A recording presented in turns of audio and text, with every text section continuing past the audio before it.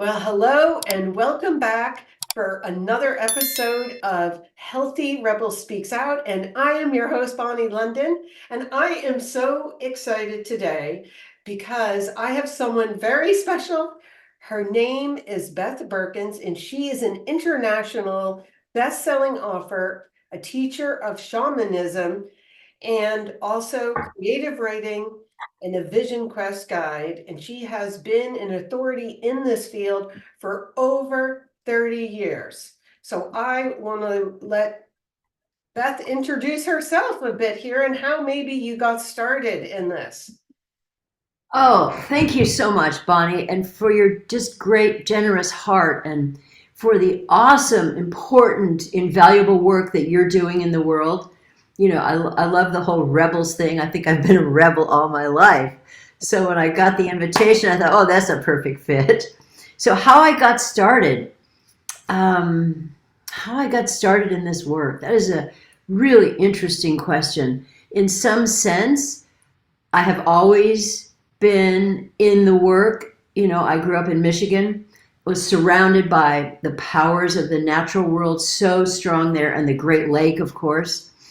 And I didn't know what this was, but I've always been connected to the stars and the moon and the sun and the earth and the trees and you know, um, the birds and the crickets. And then I got into school, and there was a tendency to kind of disconnect from that, which I did not like.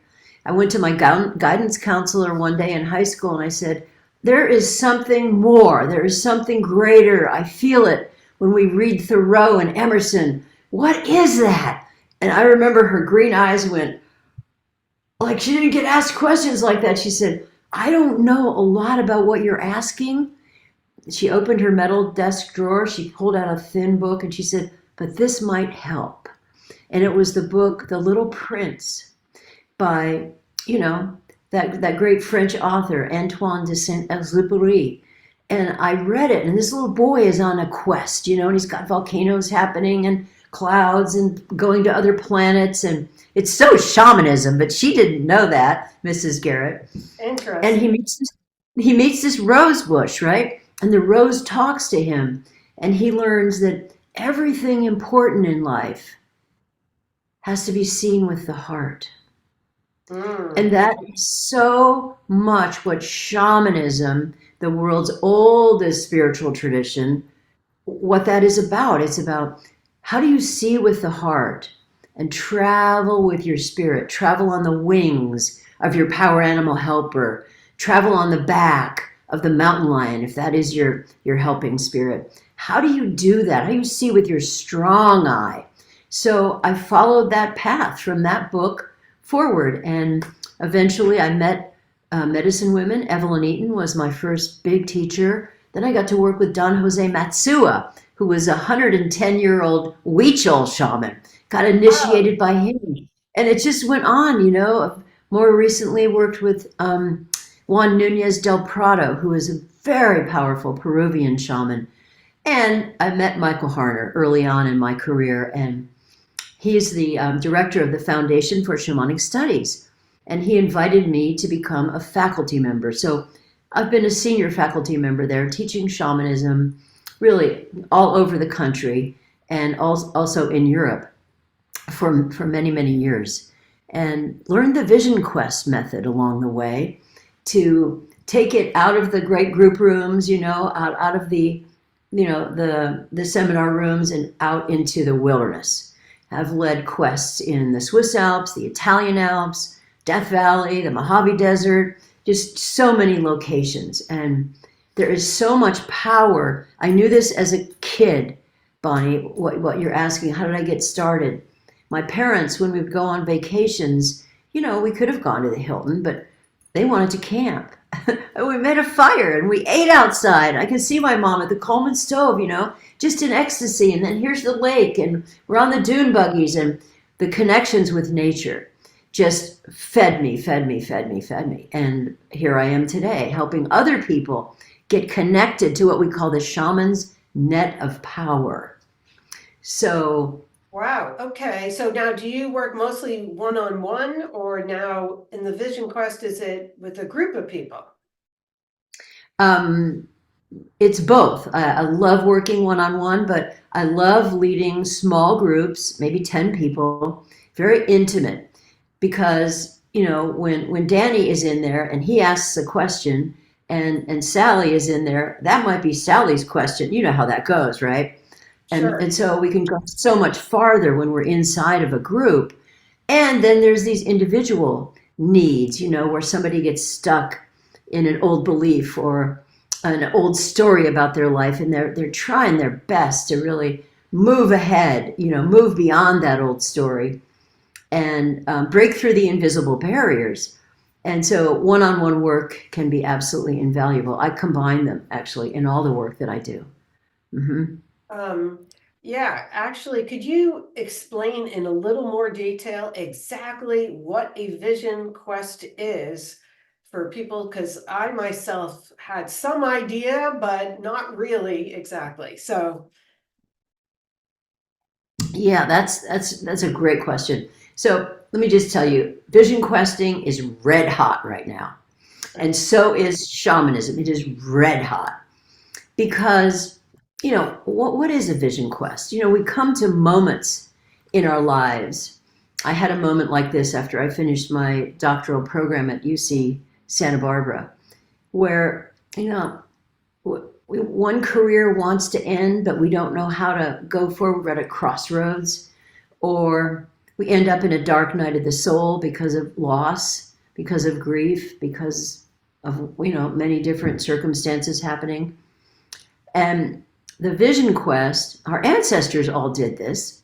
In fact, the vision quest is a way to get on your spiritual path and have shamanic guidance tools given to you so that each week you go out with a tool. Maybe it's a tool like this. Maybe it's a compass for one week, and you're looking for your inner compass, right? You go out with that tool into the natural world, and you find a tree, and you put your hands on the tree, and you build a communication with the powers in the natural world, right? What's called a shaman's net of power. You begin to restore your own relationship. There are true sources of power that we have access to. I mentioned earlier, power animals. I'm looking at a giant oak tree across the street here in the Monterey Bay. There are so many sources that are available to us, but we just look at them and we go, oh, that's a nice tree. But really, it could have wisdom for us. So we go on a vision quest because we are, I don't know, feeling empty in our lives, or as I was on my first vision quest, I was very burned out as a young professor teaching religion and spirituality. I didn't have a clue what to do about that. We might be in a place of deep grief, and we're spinning our wheels. We can't get out of it.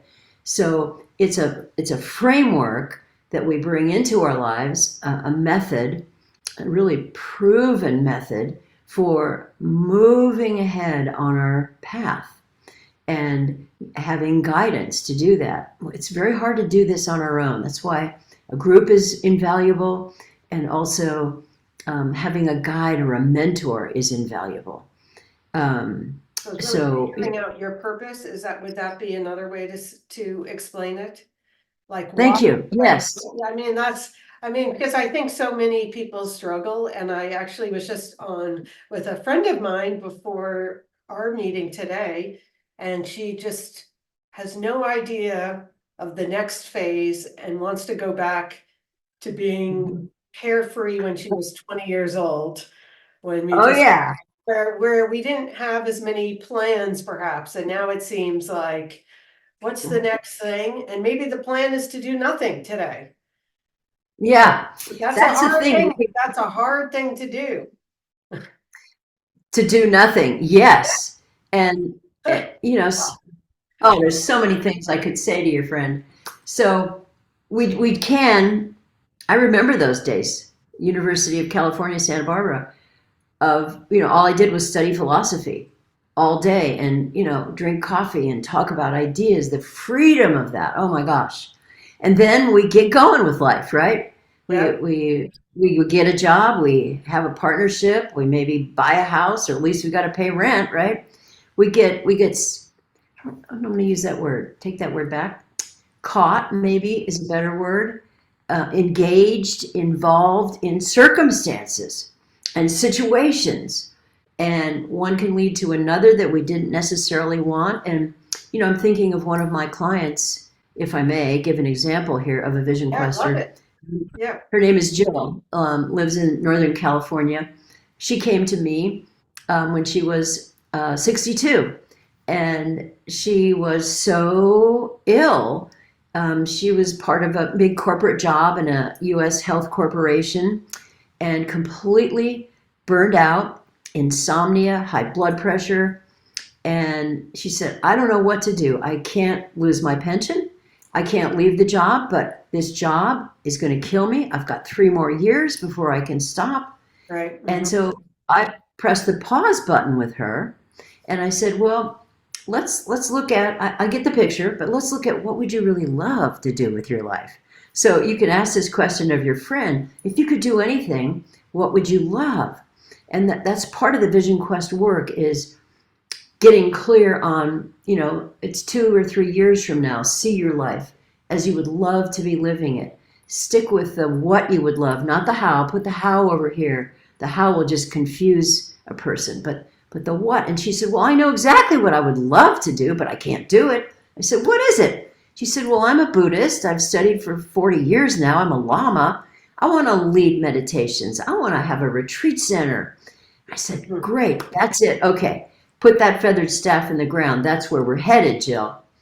And so she hung on to that, and through many different ceremonies and tools, shamanic tools that I gave to her, she was able to break through that kind of hidden barrier of I can't own my own business. I'm not capable of that. I have to stay inside the protection of the corporation. What we did, Bonni, was we generated so much rocket fuel for her.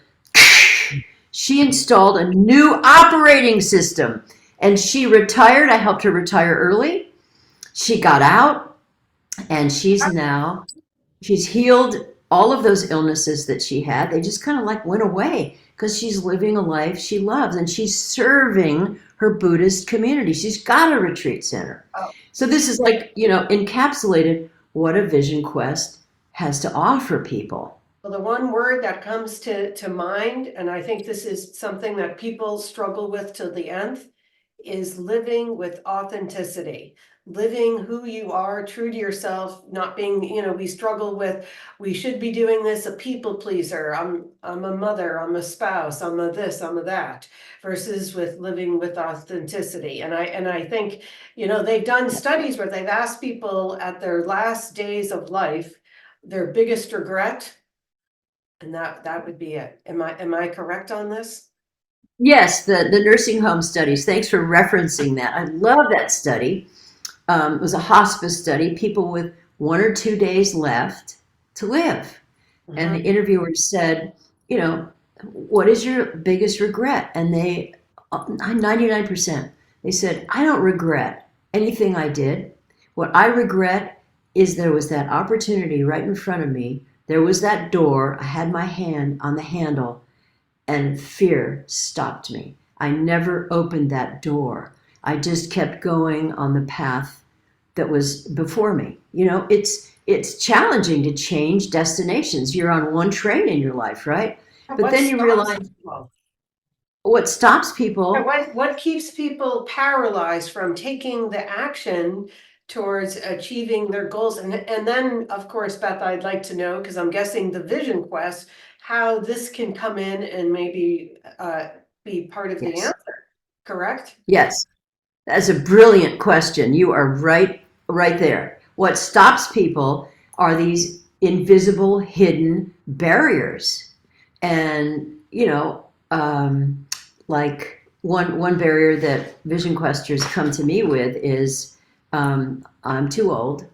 Jill certainly had that one going. I'm too old. I can't stop this and do another thing. I'm too old. I don't know enough. Louise Hay and her wonderful work, I'm sure you've heard of Louise Hay. Yes, fantastic. Louise Hay, in her book, she says it all boils down to one thing: for everybody, men and women alike, all ages. I'm not good enough. I don't have what it takes.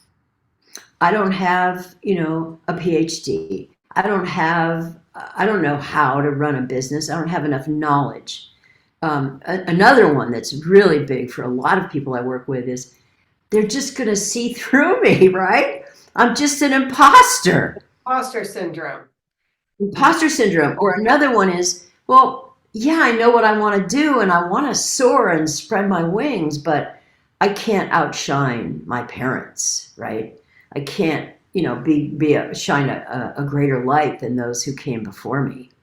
So these are invisible barriers. We call them upper limits. Just there's a whole book that's written about these upper limits called The Big Leap. Yep, I have the book. I have the book. You got the book. Yeah, there you go. You got the book. No, I think it's the programming. This is my theory, and tell me what you think, Beth. The programming.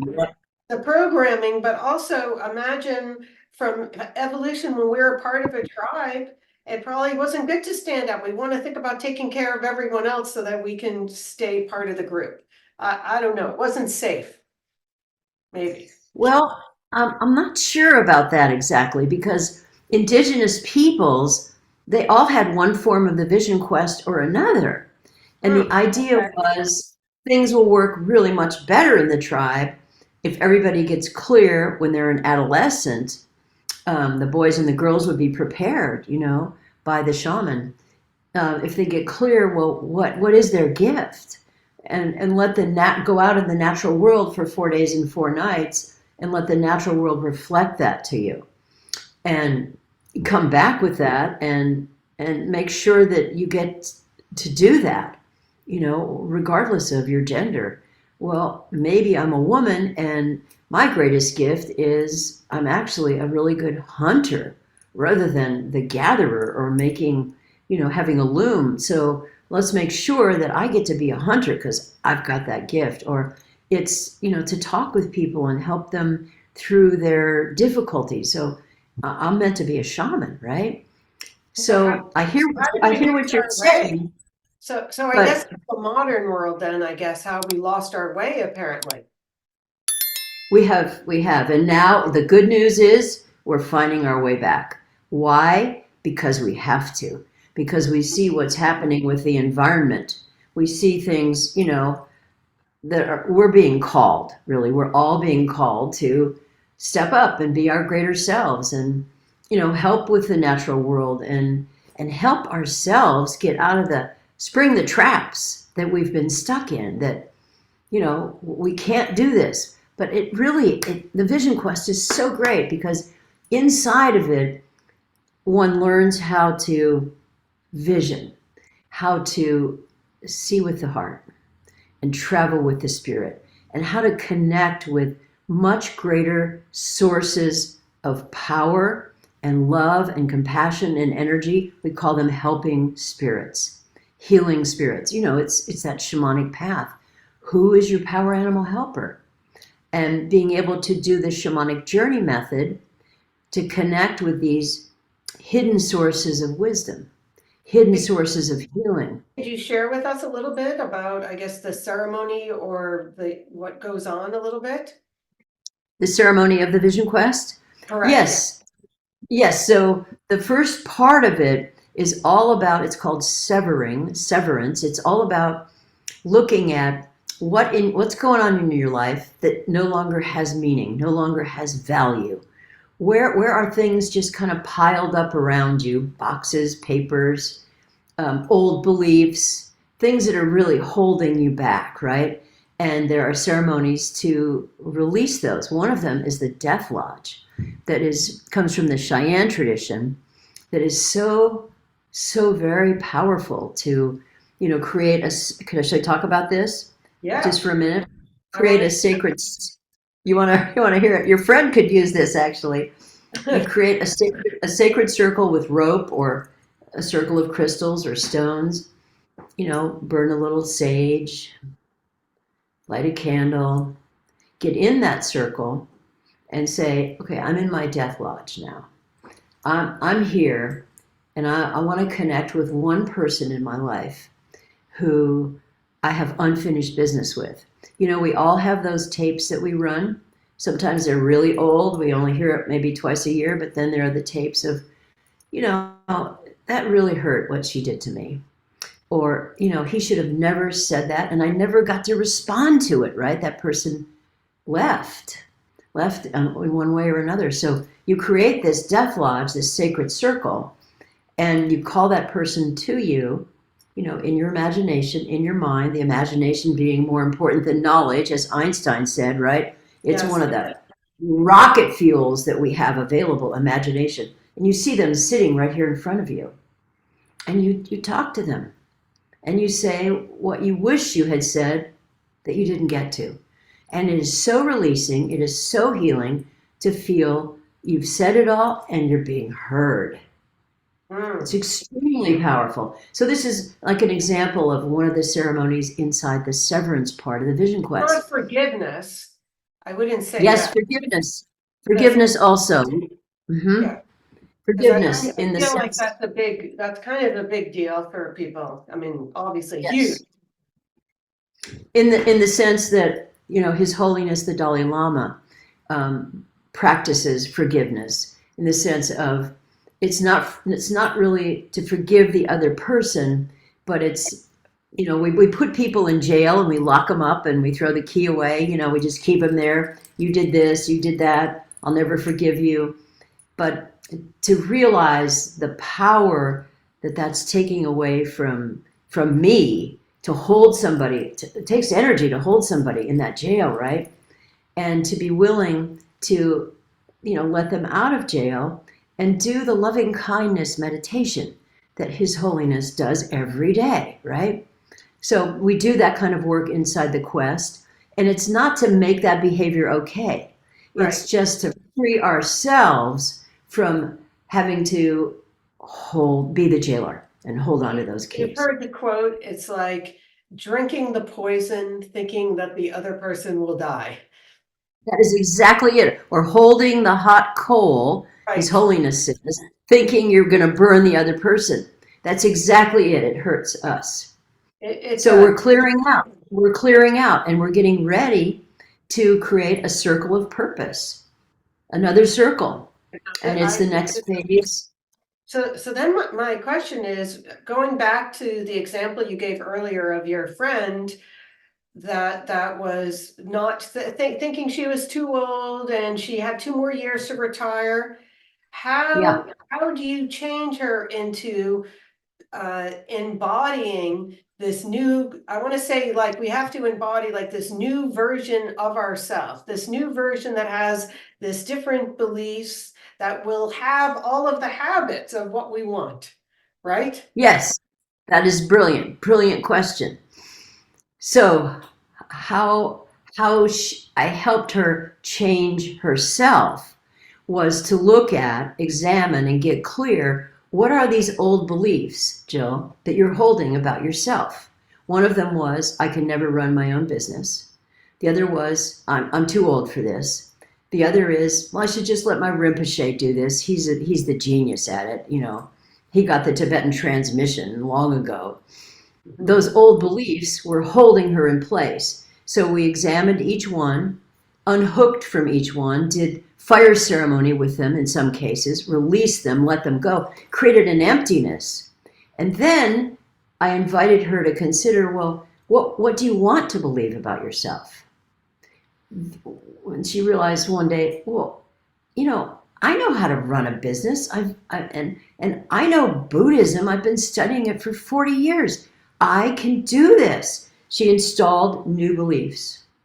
And then she went out that final night. By the way, the Vision Quest work is now all online. We don't have to go to the Swiss Alps or the Death Valley anymore. That's not fun. I think that's fun to go to the Alps. that really is fun. But, you know, there are 20 long-foot black whip snakes there that we have to encounter, right? So you know, we've got Holy Mother Earth all around us, and we work with the nature that's at home. So coming back to Jill, she installed a new set of beliefs about herself. I'm a great businesswoman. I'm a powerful teacher of Buddhism. I love this work. And she then sat up all night outside in a purpose circle, and she asked for vision to guide her. And she got vision. Vision came to her, very powerful vision, which I'm reluctant to share because that's so confidential. Sure. But she really, I would say, installed a new operating system about the power that she really had available to her. And she came out of that quest, shifted, changed. She No, had that, stepped into her power fully, right. owned it, claimed it. I And love then, mhm. yeah, But she it's put on like some new clothes to, it's already yeah, there is what I wanted to interject. It's like we already have this inside of us. So through the vision quest, it's bringing it to open where we can see it. Does that make sense? we Like can see it, we it's can in see it, there. and we can step into it. So she created an act of power, right? In so many ways. And then the real act of power was opening her retreat center. She's doing that now. She's serving her people, and in that, she's reclaimed her body. She healed herself of all those insomnia and high blood pressure, and she reclaimed her mind. She thinks the thoughts of I am the woman who's doing this, and she's intimately connected with her helping spirit. Again, I won't name who that is. That's so confidential, but Sure. she's not alone. She's so Well, I'm supported in sure, the work. yeah, and I'm sure you have a lot of stories of other I people. have many. How much time do you have? Let's talk about all of them, right? I am curious of your thoughts on COVID and how it's shifted the world, and also with what you do for a living, because of course, this was a moment that the entire world had to take a pause. I mean, Yes. this was like incredible. And Yes. so I was, So that's a great question because what I did was I sensed something. I left Oregon and a great teaching job, teaching writing up there at Road Community College. I had to get back to California. I did not know all the reasons, but I got myself back here, home. before COVID, you're saying you knew Yes, yes, in 2019. interesting. And Okay. I thought, okay, it's time, and I worked with a coach on this, Matt. It's time for me to bring the Vision Quest online. I don't know how to do this, but it's just time. And so I got a hip replacement at Stanford University, and it gave me time to just like, what would this be like? And learn Zoom. And I thought, well, let's just try. And so I got a group going the first week of March in 2020. Great group of 12 people. And the next week of March, when we met again, COVID had shut everything down. Oh my goodness. Wow, that's So like that these is people were incredible. completely freaked out. I mean, concerned about their families they were cut off of. And I'm getting chills. I don't know if I've even really told this story like this. And they had me. They had a guide. They were inside of this incredible structure of support called the Vision Quest, Awaken Your Purpose and Power. And we just went to work. I mean, I gave them tools. They said, I want two of them, not just one. I got this time. I want to go deep. And they Talk did. about divine timing. I mean, Yes. it Synchronicity, I absolutely, a think. synchronicity. I mean, I Synchronicity. a Yeah. 100%. I mean, Yeah. that is that's actually a very powerful story. So Thank you. you were right there and ready to go, and you could help these Yeah. people. Yes, deeply so. They really helped themselves. And boy, they were a community. They really helped each other. Yeah. And Okay. Well, yeah. maybe now you could discuss a little more in detail about basically how a shaman, the keys that a shaman uses to help really ignite your personal purpose in the world. Gosh, that's a great question. You're so good with questions. Thank you. Okay. Wow. I just feel like we're in the arms of the gods and the goddesses here in this conversation. Thank you so much, Bonnie. So there are these shaman secrets, and I was going to mention before, just a loose end with the Vision Quest, that all of our ancestors did this. They had their own times of, illness and private wanderings and feeling lost and spinning their wheels. And what they did, they didn't have the word Vision Quest. That's a beautiful Native American term. They called it a pilgrimage. And, they were looking for a greater purpose. They were maybe looking to step into their power in a larger way. And there were dream temples all over the ancient world. Isis, Hygeia, the great goddess up on, the island of Malta. So there are these ancient wisdom secrets. I mean, they're like 60,000 years old. That's how old shamanism is, right? You go back on your mother's side, your father's side, you find your people were all practicing shamans and living with shamans. We can thank the shamans for getting us here right now on this podcast, because they helped your people not only survive, but thrive. And they knew these secrets and they shared them with their people. The first is to really rely on unseen forces to empower yourself. What does that mean? Unseen forces. It means that, some people call it God. Some people call it Guadalupe, the Virgin. Some people call it Kuan Yin. Some people call it, I'm looking at things I have here in my office, Saint Marie de la Mer, the goddess of the gypsies, the great healer. And in shamanism, we call it the teachers and the power animal helpers. These are wild animals, sometimes mythological animals like the dragon, who live in the hidden universe. They live in the parallel universe. We're here in this world, on these thin plasma screens made of crystals, connecting with each other's energies, right? But there's this other world that is called the upper world and the lower world.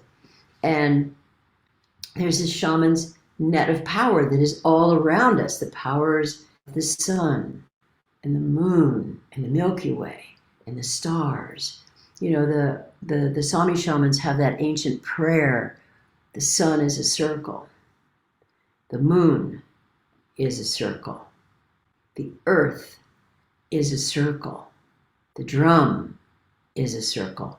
We are a circle within a circle. We share an interdependence with all of life. We have a unity with all things. So basically, yeah, I was going to say, I just want to make sure I understand everything you're saying, but the idea is that we need to engage in everything in the world, that even the things that we can't see that are impacting us. Like you said, yes, the unseen. I mean, in other words, there's definitely many powers out there. Like, look what the story that you just shared with us. I mean, you can't tell me the synchronicity of starting your entire online program before that this just happened. We've all had this where we get an inspiration, a thought, and, yes. and all of us when we think about it. So to me, I feel what you're saying is really learning to be aware of these sources, these forces that are out there, whatever you want to call them. Yes, to be aware, but to draw on them. Right. Draw on that power and fill up with that resource. So we've got so much more than our own individual power. We've got the power of the universe that we're working with. That changes everything. That allows Jill to get out of early retirement, from this corporation. How does the shaman do it? How does the shaman get us to get all the power? Okay, so many different ways. I mean, one is learning the shamanic journey method, which is going into an altered state of consciousness with a rattle, for example, like this. That affects your brain waves. They've done studies on shamans. They have the shamans sit and read a newspaper. They're hooked up to the EEG monitors. Right. Just read the newspaper. So she's sitting there reading the newspaper, and they're looking at the brain waves, and they go, now play the drum, play the rattle.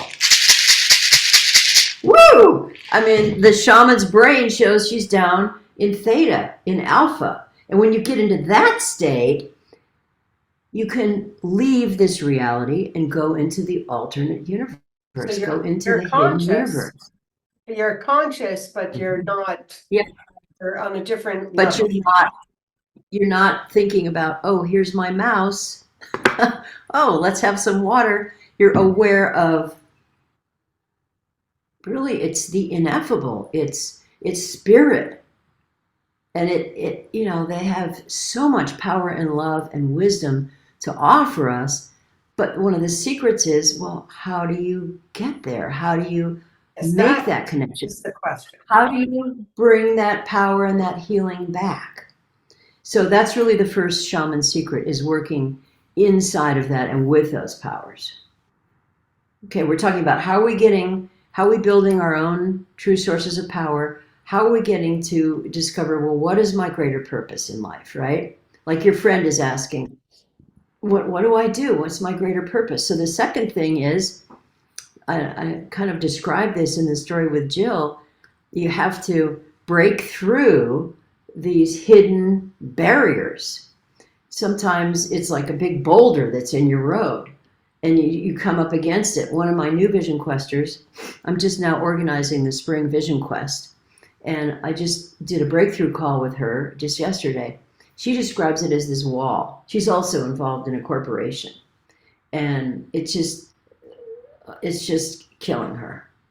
It just, she cannot do this anymore. It's just the health is being affected, everything, her energy. So there are these invisible barriers, right?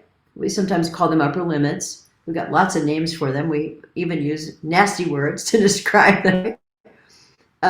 These blocks, the old story, the old beliefs. And it's really not our fault in so many ways. We adopted them. I remember my grandmother saying, you've got to work hard in life, honey. And seeing her down on the floor, with the brush, cleaning the floor. Grandma, why don't you get some help to do that? No, you got to work hard in life, honey. So, we have to discover, well, what is the belief? Because it is like a wall. And we can't get through it by just wishing ourselves through it. We have to identify it. And there are ways to talk with those beliefs, right? That I'm not good enough. I'm not strong enough. I'm just one of my vision questers said, I can't go out and make music. I'm just a white chick. Wow. I mean, that's a great paradigm. I'll never forget that one, right? I'm a white chick. What's that? Tell Taylor Swift that she's just a white chick, right? Oh, right. You're just a white chick, Taylor. What are you doing? This is what we have to do. We have to keep the new belief in ourselves. I can do this. I am good enough. Louise Hay, right? I am good enough. I do know enough. I'm the perfect age. We have to keep that belief in ourselves stronger than what common sense might be telling us. Common sense might say, well, you're in your mid-60s. How are you going to open a retreat center? How are you going to do that? How? The how question creates sabotage. You got to stay with the what and keep away from common sense. When I did my first vision quest, I was in my early 30s. I was a young professor at Cabrillo College in Santa Cruz, teaching all these awesome courses. But there were 9 of them, I realized, when I finally got up to the sacred mountain and I'm on my vision quest and I'm realizing, I'm only 30. Why am I burned out? This doesn't make sense. And I realized it was because I was spread way too thin. And so I received a vision when I was up there. It was a full moon, the 4th night, fasting. And the vision was, it's time to bring your courses together into one place. And then this voice went on to say, start your own school, Beth. I thought, I would have never thought of that. Start my own school. So I went home with that vision. I did the research. I hired a mentor, of course, to help me. How do you start a school in the state of California? A lot of voices saying, well, there must be so many rules. It costs so much money. You'll never manage it. Beyond common sense. My friends even telling me, you can't start your own school. And I said, not my friend. Of course I can start my own school. Watch me.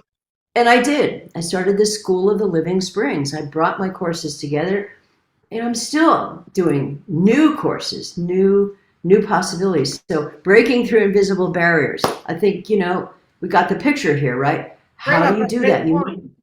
You bring up a good point that I just want to mention, and that is Thank you. sometimes the best meaning people that are surrounding us. I mean, they have their own self-limiting beliefs, and I think if we share with them our grand ideas, they can definitely sometimes sabotage it. Would you say that's true? Absolutely. That was my experience. That Mhm. was exactly my experience. I'm not friends with her anymore. I can't be friends with people that can't come up, to a higher vibration beyond common sense, beyond limited thinking, because I'm Right. going places. I'm generating rocket fuel. I'm doing this. I don't know how, but boy, I'm going to figure it out, right? So I love what Sir Edmund Hillary said. You know what Sir Edmund Hillary said? The guy first, with Tenzing Norgay up Mount Everest. He said, "It's not the mountain we conquer, but ourselves. Yes. It's not the mountain we conquer, but ourselves." No, I love it. I mean, because I think about this because I'm an avid like athlete working out a lot, and I think about this. It's like it's the mind taking over the body, if that makes a sense. Because if Yes. you realize how far you're up high, you're probably scared, like you get in your head. Yeah. But I feel like that's how, of course, that is a great metaphor for life, and Yes. and I love that. Thank you. Okay, I'm gonna write it down. Um, Okay. It's not the mountain we conquer, but ourselves. Yeah.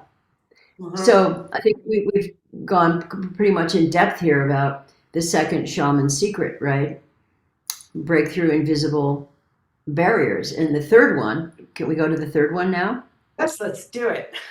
Are you ready for the third one? All right, let's bring Ready, it I'm on. ready. Okay. So to really ignite true sources of power and step into and claim your greater purpose, we're all meant for more.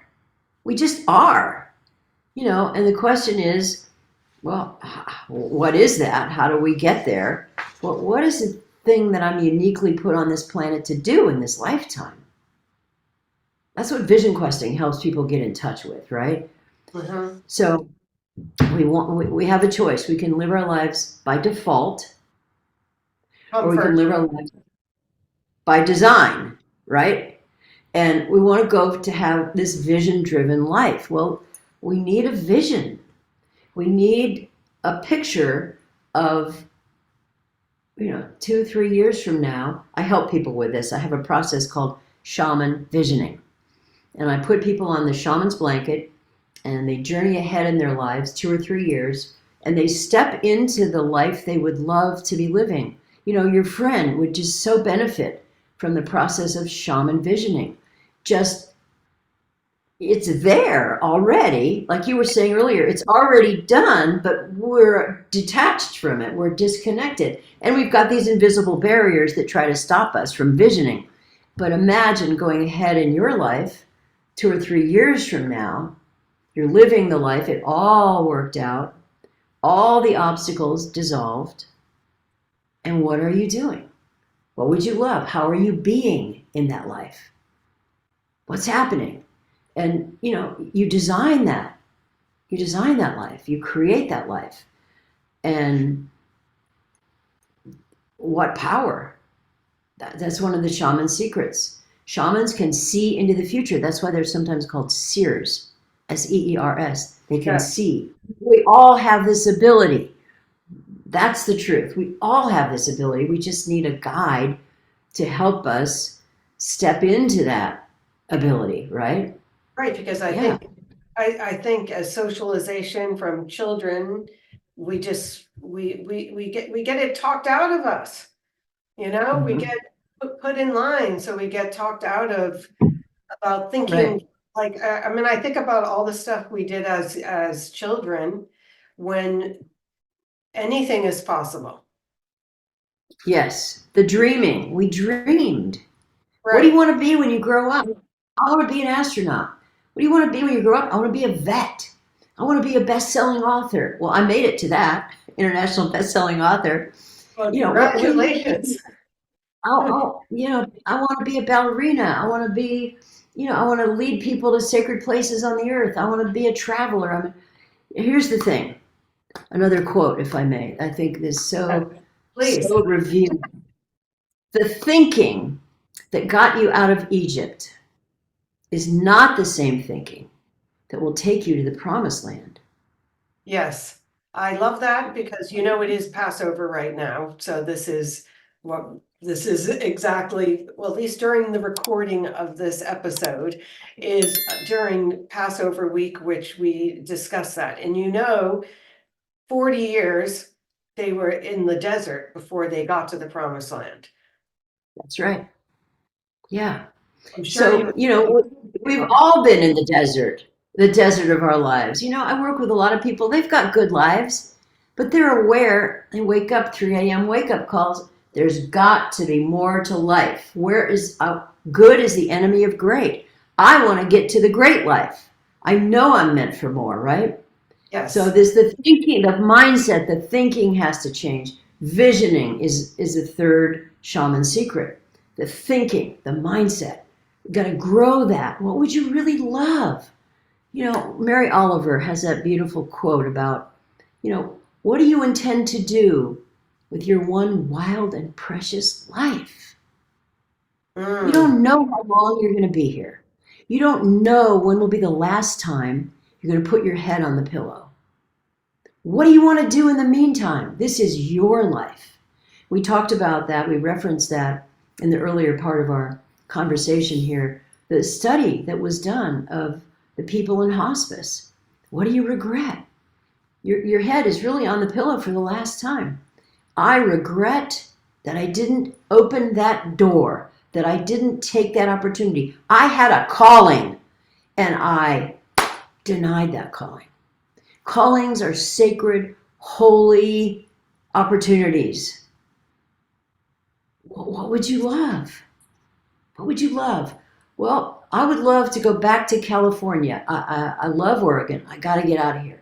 I would love to take my Vision Quest online. So people from all over the world, the Swiss people join me that way. The Germans join me that way. We're online.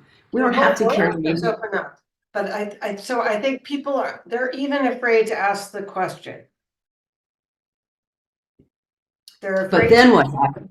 Okay, then what happens? Thank you for saying that because there are consequences. What happens if you repress, and I did this in graduate school in the PhD program, I squashed down the voice.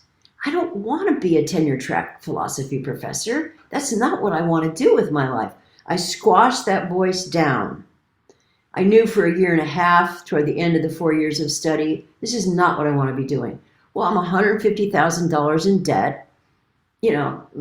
Just, what do you tell yourself? Just get through it. Just get through it, then think about what you really want. Well, but my body symptomized. We create symptoms. There's energy, there's life force and longings and discontents, right? And I was squashing it down.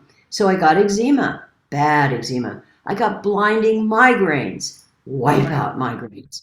And I got a bleeding ulcer. There was so much that was squashing and pushing away. So you said we're afraid to even ask the question, but somewhere in us, we're asking the question and we're just pushing it. And then the body symptomizes and we get sick. We have accidents. We have near-death experiences. It doesn't have to be that way. There's a way to work with these longings, these discontents, these callings that we have. There's so many ways to work with them. I think that I just want to interject for one moment, Beth, that when we are feeling, Please. angst, anxiety, anger, all of these, but they're like physical emotions, that's Yeah. information. We need to pay attention to that information. And I think that's what you're getting at, right? I mean, to me. Exactly it. That's exactly it, Bonnie. Beautifully said. Yes. That's All right. information. Well, thank you so much. Is there anything else? I feel like I could talk to you for hours because you're I like, know. Let's do that sometime. we will.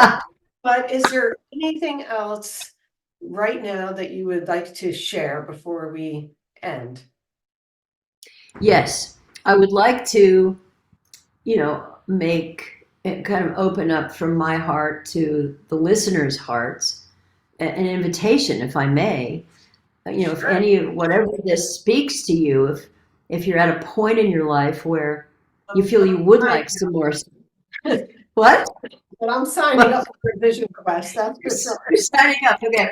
So I'd like to offer, from my heart, a complimentary breakthrough call, an hour live with me, one on one. If you feel like you want some more support, if you're being called to look into, you have a sense you're being stopped, you're holding back, you're spinning your wheels, you'd like to look into what might be stopping you, you'd like an action step to move forward.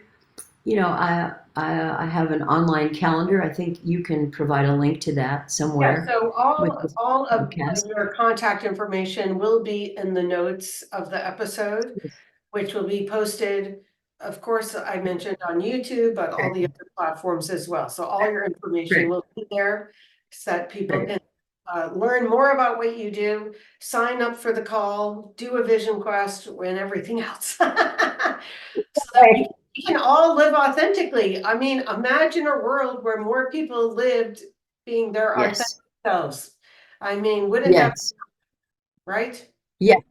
It'd be awesome. I mean, it'd be an awesome world. And that's the world actually that you're creating with your podcasts, that I'm creating with my podcasts.